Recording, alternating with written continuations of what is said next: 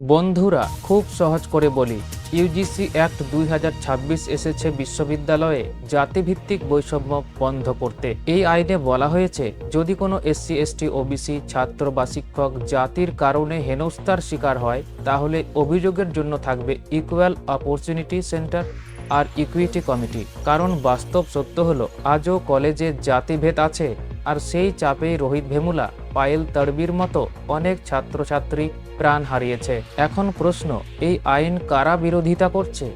মূলত তারা, যারা এতদিন সুবিধা ভোগ করেছে। তাদের যুক্তি, আইন অপব্যবহার হতে পারে। কিন্তু বলুন তো, চুরি হতে পারে বলে চুরির আইন কি তুলে দেওয়া হয়?